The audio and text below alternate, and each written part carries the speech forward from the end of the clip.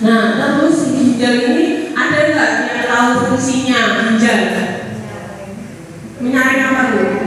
Nah, menyaring darah buat apa? Apa nih yang disaring? Jadi dia itu memang benar fungsinya adalah menyaring ginjal. Buat apa? Buat zat-zat yang berlebihan kayak mineral, vitamin yang berlebihan itu dibuang. Zat-zat yang sudah tidak berguna seperti itu bakal dibuang. Contoh habis ini minum obat lah, obatnya itu udah nih udah beredar ke darah, udah melakukan fungsinya, lah zat sisanya itu dibuang lewat ginjal. Nanti dikeluarkan jadi apa? Iya, jadi kucing, jadi kotoran tipis. Nah, seperti itu.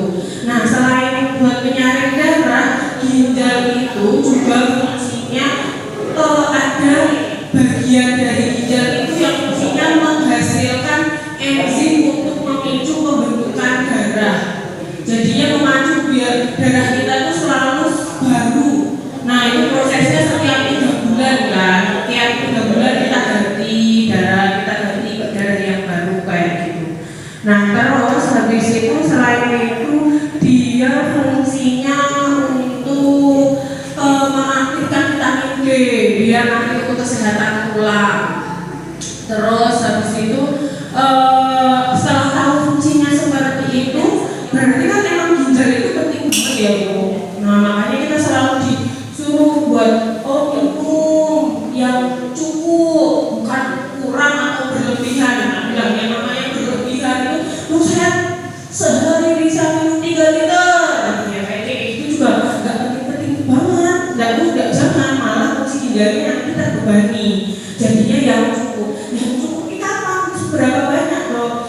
Nek mau mana pengen tepatnya nih, jadi dengan nampung pipis seharian totalnya berapa? Ya nggak usah ditampung sore itu nggak sih maksudnya setiap pipis diukur. Oh, setengah gelas. Oh iya wes diukur kira-kira pakai gelas aqua itu kan 240 ml ya. Jadi ini ngomongnya separuhnya ya 120 gitu. Oh, nanti jam 6 120 nih. Nanti jam 8 pipis lagi berapa? Di total sampai malam. Nah, totalnya berapa? Berarti ginjalnya itu sehari bisa ngeluarin segitu. Jadi sebenarnya ginjal itu kerjanya dia sekitar 15 liter 1.500 liter per hari loh dia kerjanya nyaring darah. Tapi nanti pas di bagian sini dari 180 disaring mana, makanya biasanya hasil akhirnya itu 1,5 liter lah ya, jadi pipisnya kita itu. Nah, terus habis itu setelah ini hubungannya apa dong sama diabetes? Nah, yang paling utama itu yang selalu saya bilang, diabetes itu berhubungan dengan gulanya yang terlalu tinggi. Makanya kalau yang gulanya terlalu tinggi tidak bisa kontrol, dia itu bisa merusak sel-sel. Jadi dia itu dalamnya kan kayak pipa gitu ya Bu, di ginjal itu. Nah, yang pelapis-pelapisnya itu jadi rusak. Nah, kemarin itu jadi rusak, nanti ganggu filtrasi, ganggu terjadi pembentukan plak-plak itu yang saya bilang. Nek kayak gitu tekanannya kencang, saringannya jadi ora apik. Jadi nek kemarin kita bayangke saringannya itu tuh bolong-bolong, wis kesuwen rusak gitu. Jadi kayak kita nyaring teh sing gede-gede banget yang bisa saring teh sing halus itu masih borot. Nah, salah satu penandanya apa? Untuk mengetahui, Dok, ini saya udah ada gangguan ginjal tuh dilihat dari mananya gitu. Nah, mungkin ada yang bawa ini nggak hasilnya warna merah nggak? Yang dari Sarana Medika ada nggak? Nggak ada yang bawa ya? Mbak Ani ada coklat mas dari Sarana Medika nggak lembarannya itu bilang? Oh iya. Nggak usah apa-apa Mbak. Jadi fungsinya cek lab kita per 6 bulan itu karena bisa kontrol itu tadi lemaknya. Ada kita nggak isinya apa aja? Saya bisa. Oh ada. Mbak Ani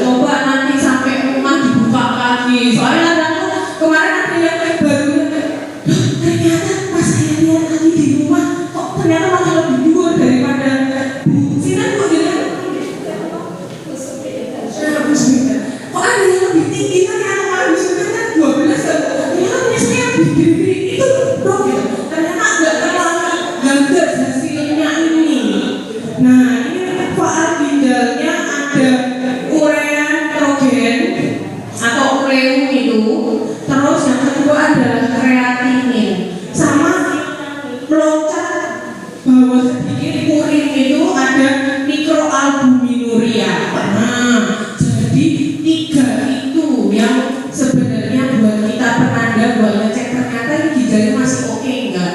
Sebenarnya kalau untuk memastikan oh ini benar-benar enggak ginjalnya terganggu gara-gara diabetes atau karena penyakit lain, kan yang ginjal terganggu itu enggak cuma gara-gara diabetes ya Bu, autoimun kayak SLE atau ada purpura itu tuh bisa menyebabkan gangguan ginjal juga, atau memang ginjalnya sudah terganggu duluan gara-gara apa? Gara-gara sering konsumsi obat nyeri, beli sendiri, terus habis itu mungkin ada orang yang konsumsi alkohol, nah yang kayak gitu tuh, atau gara-gara tensi tinggi, nah itu bisa merusak ginjal juga. Jadi nggak cuma diabetes yang merusak, atau memang ada yang sering infeksi saluran kencing, atau yang punya batu ginjal, nah itu bisa merusak apa ginjal juga. Nah untuk biasanya membedakan Pak Saryan tahu. Nah untuk membedakan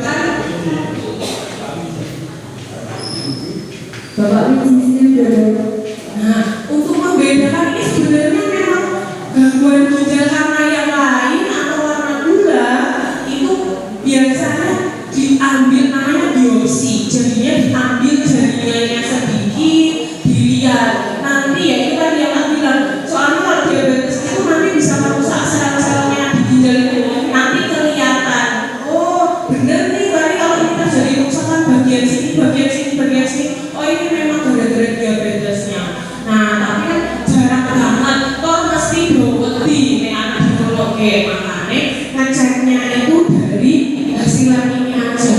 Nah sebenarnya berapa lama sih dok harus dicek? Jadi diceknya itu bisa per 6 bulan, jadi cocok banget ini sebenarnya caranya dari BPJS ini buat cek 6 bulan sekali boleh atau 3 bulan sekali boleh, tapi harus ada 2 perbandingan. Ada 2 perbandingan dengan jarak 3 bulan. Jadinya 2 dibandingin, oh ternyata ini sama ini mengalami penurunan yang signifikan. Nah itu baru bisa diketahui oh emang ini berarti fungsi ginjalnya udah menurun seperti itu. Nah ini salah satunya. Kalau ini kan ada ureumnya, terus kreatinin sama albuminuria saya bilangnya. Tapi kalau yang dari DKI sendiri gangguan ginjal yang gara-gara diabetes itu tadi melihat 2 aja, yaitu kreatininnya sama mikroalbuminurianya. Nah jadi dilihat dok ini kreatinin saya masih bagus kok. Nah tapi ya kreatinin itu adalah ini Bu, jadi kalau kreatinin itu koyo sampahnya ginjal itu tadi tak bilang, berarti dengan itu kita bisa melihat kerjanya ginjal itu isinya apa kok orang. Nah terus sedangkan kalau mikroalbuminuria, kenapa dicek itu juga albumin itu salah satu protein, cuma salah satu ya, ukurannya yang paling cilik, makanya diambil itu. Nah itu adalah fungsinya saringan ya ginjal tadi, makanya dilihat oh nek sampai sing cilik kuwi borot akeh, nah berarti ginjalnya harus ada tanda-tanda nih, walaupun kreatinnya masih bagus, makanya ada oh kreatinnya ini masih bagus gitu. Nah kalau yang ini wow udah naik ini ya, udah naik ya Pak. Terus habis itu mikroalbuminurianya oh ternyata lebih juga nih. Nah berarti udah warna ini kan kalau di situ lebih dari 20. Nah kalau lebih 20 masih di bawah 200-an itu masih tingkatnya masih kecil, masih rendah. Nanti kalau di atas 200 itu udah bisa dapat tinggi berarti. Nah terus piye dong harus apakah ini ya gitu kan? Gejalanya dulu. Gejalanya tuh kadang nggak ada gejala apa-apa, nggak ada perubahan apa-apa. Tapi kalau Bapak Sukarno, tapi kalau kreatininnya fungsi ginjalnya udah menurun drastis, biasanya udah mulai muncul mungkin bukan. Karena apa?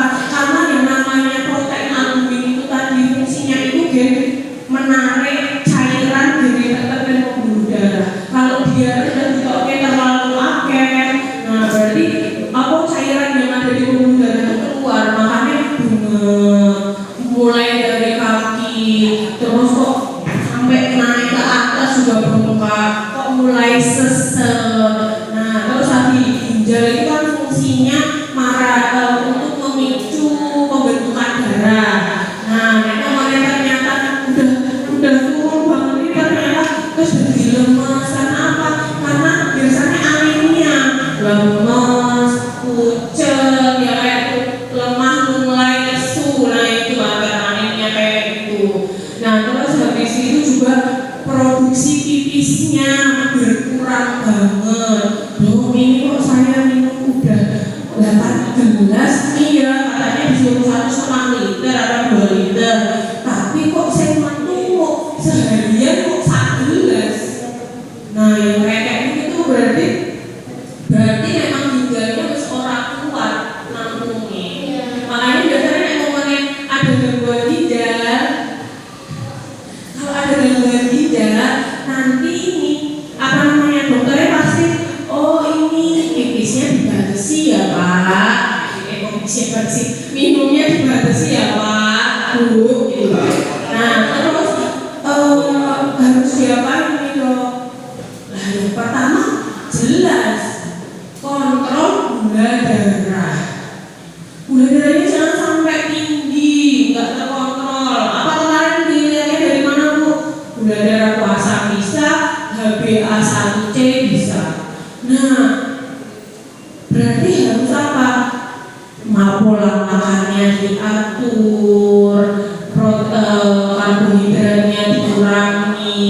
Nah untuk yang gangguan ginjal, kalau dia masih ringan, proteinnya nggak ada kekurangan. Tapi kalau dia udah agak berat tapi belum cuci darah, itu dikurangi. Jadi yang biasanya 0,8 per kilo berat badan itu, gram per kilogram berat badan, nanti dikurangi jadi 0,6. Nanti terakhir akan jadi itu. Nah terus yang kedua adalah konsumsi gulanya, minum manis-manisnya itu tadi yang masuk karbohidrat. Terus konsumsi lemaknya dipilih-pilih nih sekarang dia. Oh saya milih lemak yang baik. Nggak selamanya loh lemak itu jahat ya. Lemak itu perlu tetap dibutuhkan. Karena apa? Karena dia itu fungsinya bisa jadi sumber untuk pembentukan hormon, bisa untuk menjaga untuk menjaga sel-sel itu, untuk otak itu terbuat dari lemak loh, jadinya memang perlu masian. Nah jadinya pilih-pilih lemak yang baik, yang kalau aku lemak tidak jenuh, rekomendasi dengan paling sering lemak tidak jenuh, pilih lemak yang tidak jenuh, bisa dari kacang-kacangan biasanya, tapi nanti itu di protein sih, jadinya nanti pilih-pilih ya. Jadi setiap orang itu nanti bakal berbeda-beda dan konsultasikan sama dokternya. Jadi dok katanya ini minyak itu bagus, saya boleh nggak konsumsi?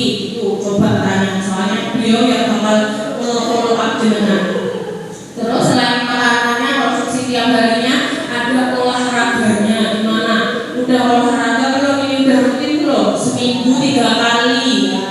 Oh jalan kaki setengah jam aja boleh, lingkaran apa jalan muterin lapangan kayak gitu.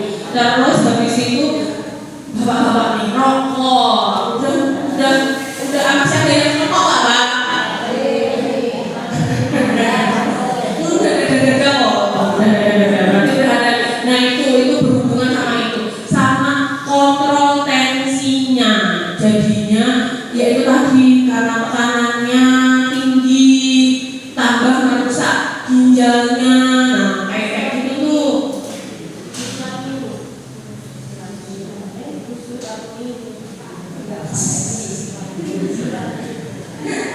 Jadi kalau memang ini nanti kalau ada kan ginjal itu selain itu juga ada untuk mengatur tensi tekanan. Nah tekanan pada Jadi kadang ngomongnya memang, oh ini saya itu malah dulu tuh normal-normal aja, tapi setelah gangguan ginjal tensi saya malah tinggi, orang hidup. Nah itu bisa juga seperti itu.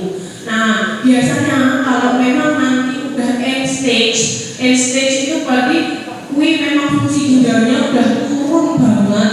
Nah biasanya sama dokter dokter penyakit dalamnya, konsultasi ya dok, saya ibu sama penyakit dalam yang dia lebih spesifik ke ginjal. Perlu nggak kira-kira ini harus cuci darah kayak gitu.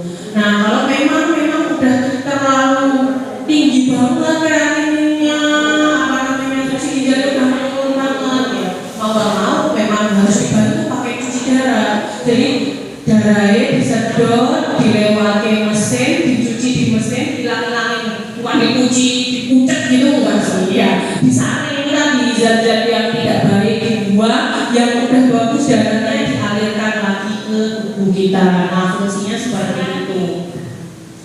Nah terus habis itu apa lagi ya? Jadi paling nanti kalau ada kayak gitu ya itu tadi kontrol gula darah, ubah gaya hidup, tidak merokok, hipertensi di Ibu Suharti. Nah, terus sama konsumsi garam kayak gitu ya Bu. Jadi sebenarnya kebutuhan makanan kita itu sehari itu bolehnya itu cuma nggak sampai 1 sendok teh gitu. Coba padahal kita masak itu nah itu kok garam lo jadi kayak hero itu lo jadi kayak apa namanya ngotot juga. Nah itu padahal udah ada natriumnya juga, makanya jangan dibiasakan ini lidahnya itu asin-asin, apalagi anak itu ya yang udah sepuh itu jadi jangan mepet gitu loh, nonton cacat itu sebenarnya punya ciri-ciri gitu. Nah itu tuh papila sebenarnya fungsinya apa? Mengenali rasa. Nah untuk semakin sepuh itu tuh mulai tipis. Jadinya ada orang kosong, orang kosong apa rasanya, makanya wah kok dia buat saya doa itu udah rasanya asli banget, tapi kok sekarang mereka makanya tambahin nah kayak gitu. Oh iya saya tadi kan janji mau ngetok yang tentang protein makanan. Nah sekarang itu kan kayaknya nih semua punya HP, punya nggak Bu? Nah punya kan. Jadi kalau tadi tak bilangin kebutuhan makannya ini hubungan sama mepet gizi juga ya. Jadinya tadi kebutuhan protein itu sehari 0,8 gram dalam seharian. Nah, ini arahnya itu 0,8 gram per kgbb dalam seharian. Ini ya dong, saya nggak tahu nih gitu kan. Nah,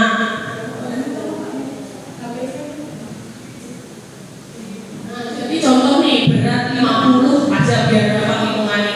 Andai kan 0,8 kali 50 berarti kan 40 gram ya Bu. Andai kan berat ini itu berat 58 60 ya Bu, begitu 60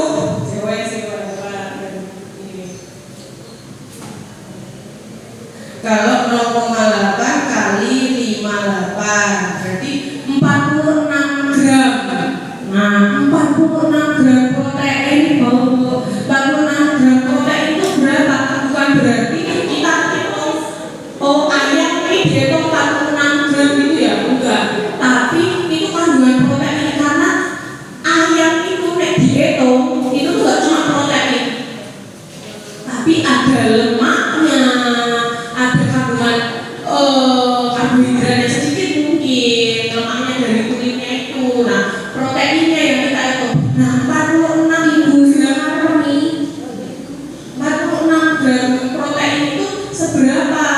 Nah buka Google-nya aja, terus sambil diketik. Sekarang kan udah ada aki-akinan itu ya, jadinya gampang banget, tinggal ditulis 46 gram protein setara berapa, ditulis itu aja. Nah, nih, A-nya pintar banget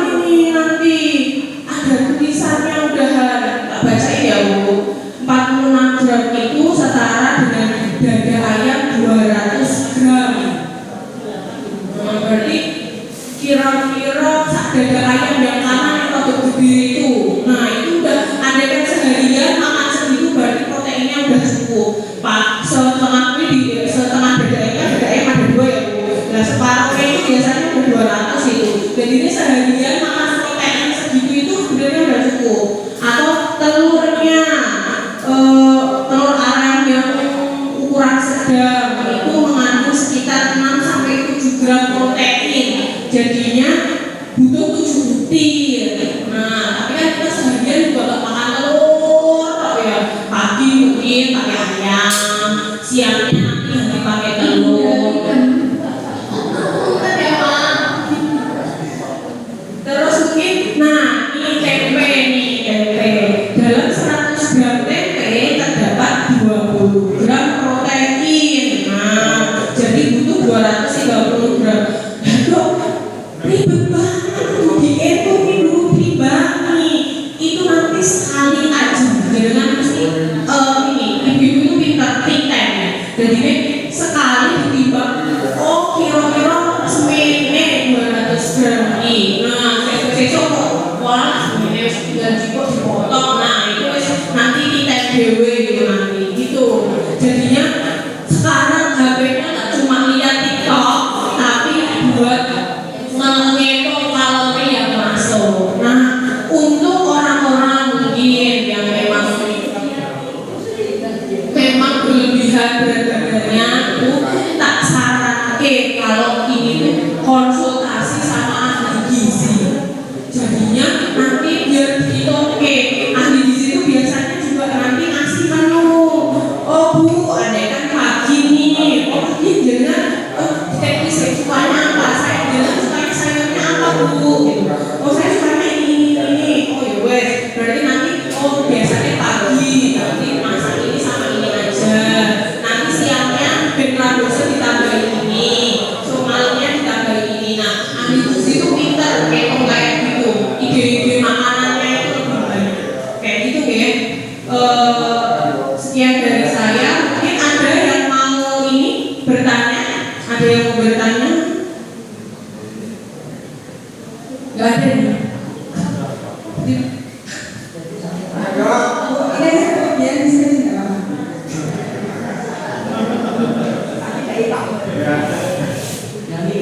Assalamualaikum warahmatullahi wabarakatuh. Waalaikumsalam warahmatullahi wabarakatuh. Ini yang saya mau tanyakan ini dok, kan kita istilahnya menderita diabetes. Terus yang saya tanyakan buah apa yang paling baik untuk dikonsumsi bagi penderita diabetes? Cukup gitu, makasih dok. Ya boleh. Jadi kalau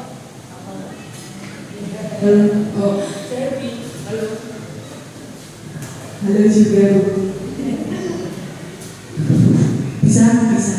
Jadi buah apa sih dok yang boleh dikonsumsi? Cari, nah yuk kita cari di itu nih biar belajarnya makin ini ya, nggak cuma gara-gara diabetes kayak ngomong tentang itu aja. Nah kita belajar IT juga ini sekarang.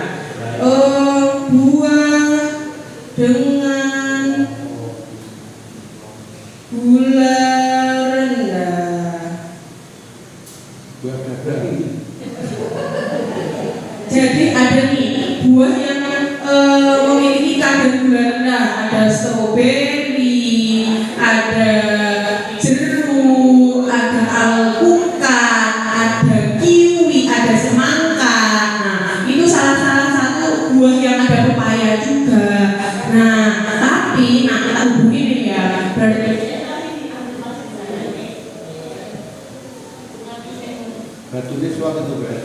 Jadi itu tadi bisa. Nah tapi ingat lagi 3J. Kita udah milih jenisnya tadi. Oh wes milih-milih nih, daripada durian aku milih semongko. Nah berarti kan wes soalnya durian itu memang gulanya tinggi sekali. Nah terus milih semongko nih.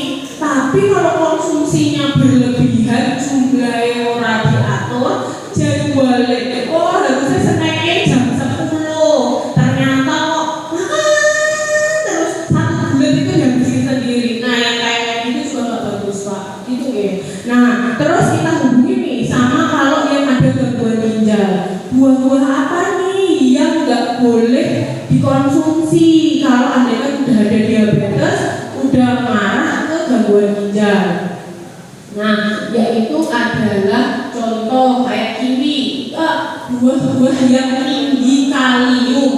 Jadi ini kalau ditambahin tadi buah yang rendah gula dan rendah kalium. Nah, buah-buah yang tinggi kalium itu contohnya kayak pisang. Berarti kalau nanti memang kreatinin yang udah tinggi banget, dikurangi konsumsi pisangnya. Terus kiwi, terus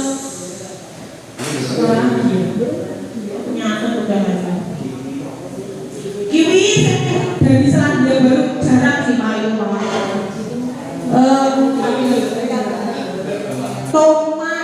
melon, nah itu tinggi kalium. Jadi kalau bisa dikurangi kalau memang ada gangguan ginjal pada diabetes ya. Terus aku paling nggak suka sebenarnya ngomong yang tidak boleh dimakan karena apa? Oh baru dimakan, mas nggak makan belas beneran. Padahal protein itu dok saya jadi kolesterolnya gugur. Caranya saya nggak boleh makan yang lemak-lemak gitu. Nah nanti habis orang makan lemak belas itu makan cuma tempe tahu, pasti ketemunya kayak gitu terus di depan. Padahal lemak baik itu juga ada yang tidak jenuh. Contoh dari buah-buahan alpukat. Terus kebanyakan memang lemak yang tidak jenuh itu dari minyak-minyak sing regane mahal sih Bu. Jadinya nek jenengan bisa membedakan lemak sing murah sama lemak yang mahal. Nah itu ya itu. Jadinya nek sing lemak botolnya kaca kaya minyak zaitun yang warnanya pada hijau ya, extra virgin olive oil tulisannya. Nah itu memang regane memang mahal banget. Setengah liter aja itu paling ada 100 ribuan lebih, malah 100 ribu lebih. Lah terus tapi lemak seperti itu bakal jadi jahat juga, jadi lemak jenuh. Karena apa? Karena proses pemanasan. Jadinya tuh nggak semuanya terus katanya di alpukat itu lemaknya baik banget. Ya maka oke, bagus. Lemaknya memang bagus, dia lemak bagus. Nah, tapi masalah ketika ternyata berarti di jus gulanya rong sendok. Nah, itu berarti makanannya bukan yang tidak bagus. Kayak gitu. Jadi sebenarnya alpukat itu Pak yang bagus banget, udah rendah gula, lemaknya lemak bagus. Tapi ya itu tadi jangan dicampur kalau gula. Kalau dibunyit-bunyit ditambahin gula tuh biasanya enak banget. Atau kental manis, biasanya gula, kental manis, coklat Nah, jadinya ya kayak gitu. Terus habis itu pisang itu tadi ya Bu. Terus habis itu tadi yang lemaknya itu kebanyakan memang Bu dari kacang-kacangan. Tapi hati-hati nanti kalau yang masak murah, yang itu tadi yang fungsi ginjalnya udah menurun. Nah, yang kayak itu memang nggak direkomendasikan karena memang terlalu berat buat ginjal. Tapi kebanyakan memang lemak baik itu kebanyakan dari kacang-kacangan, almond, kayak gitu. Tapi ya enggak yang digoreng. Makanya kalau bisa tuh boleh sebenarnya. Lah terus nek ngomong masa harus minyak yang mahal itu dong? Kalau saya minyak goreng biasa ya di pasaran itu apa nggak boleh? Boleh. Tapi dikurangi cara masaknya. Saya biasanya setiap hari pasti gorengnya terus jangan. Cara harus bertobat. Jadi mungkin esok dibaca, esok dikukus, dipepes, dipanggang mungkin. Nah itu kan bisa mengurangi jumlah minyaknya yang digunakan. Terus mungkin ada nih kalau yang lalu ini minyaknya ditelan langsung, kan pernah dengar ya Bu ya, minyaknya yang iya, tapi kalau yang tak saranin yang lemak-lemak baik tadi Bu, contohnya yang memang dari minyak zaitun, terus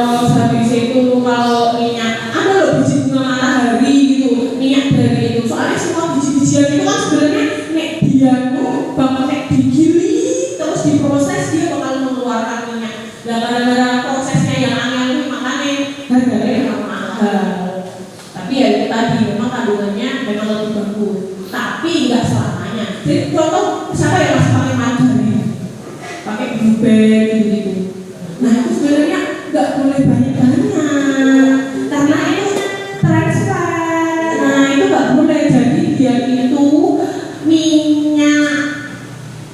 minyak sayur yang dipadatkan. Nah itu ketoknya sih arum enak wangi, oh marek gurih gitu loh. Tapi ya itu tadi nggak bagus. Oke. Ada lagi ya? Itu tadi ya nanti tanyakan di Google. Jadi sekarang udah pintar tuh buahnya. Kira-kira proteinnya saya harus berapa potong ya? Gitu. Itu dihitung di situ. 0,8 kali berat badan. Nah, itu cari kira-kira berapa gram protein. Gimana Bu? Kalau punya diabetes, Iya. bolehnya minum madu setiap pagi lebih. Nah, itu boleh, jawaban saya boleh. Tapi lihat lagi seberapa banyak madunya. Nah, terus gimana ini kontrol gulanya setiap hari? Maksudnya hasil labnya ini gimana? Nek momennya masih tinggi ya boleh, tapi kompensasinya dok aku nek momennya nggak makan ini aku lemes gitu. Itu kan udah kayak aku nek makan ini tuh jadi semangat banget dok seharian. Ya wes gak apa-apa wes pagi minum madu, tapi nanti siang sampai sorenya manisnya dikurangi tenang. Nah kayak itu boleh, itu kompensasi. Jumlahnya diatur, jadwalnya ada tetap, jenisnya harus dipilih kayak gitu Bu. Jadinya nggak apa-apa sih, tapi asalkan nanti kompensasinya. Tapi mengingat itu tadi ya, komponen gula kontrol gula di HbA1c nya ternyata bagus, nggak apa-apa banget. Tapi nek ternyata masih orang apa, oh yo wes, aku tak konsumsi ini tapi baru manis-manisnya ngalahi. Berarti nanti sorenya rasa jajan es buah, nggak jajan es teh, kayak gitu ya, oke? Ya Bu.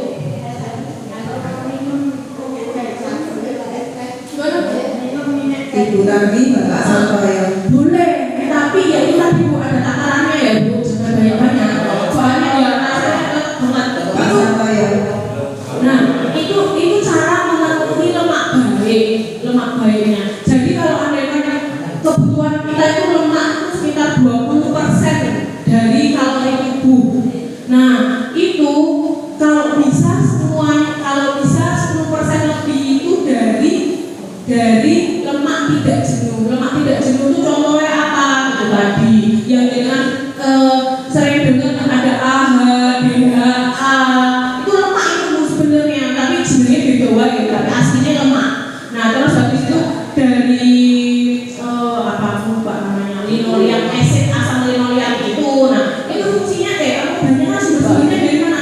Dari kacang-kacangan itu tadi. Kalau aneh kan, aku kok rasanya ini kok aneh banget makan ini, makan banyak gitu ya. Ya udah dari makanan aja gitu. Dari pasta, ayam, dari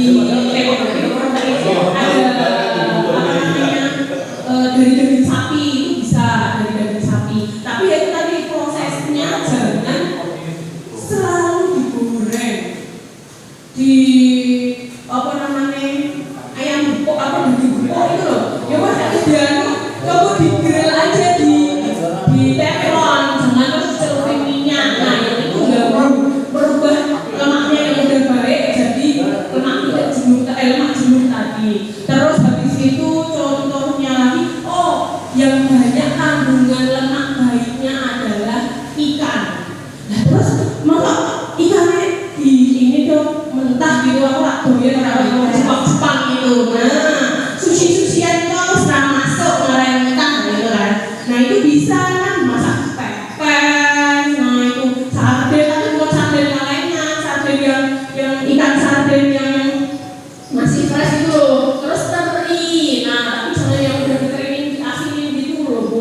Kan tadi kan ada yang kecil-kecil terus apa jenenge masih seger. Nah yang kayak gitu mungkin dipepes ya, di kering ketok apa di grill di teflon itu kan udah nggak ada minyaknya, nggak ada garamnya malahan. Nah yang kayak gitu tuh memenuhi lemak baiknya itu nggak melulu harus dari minyak mahal itu tadi.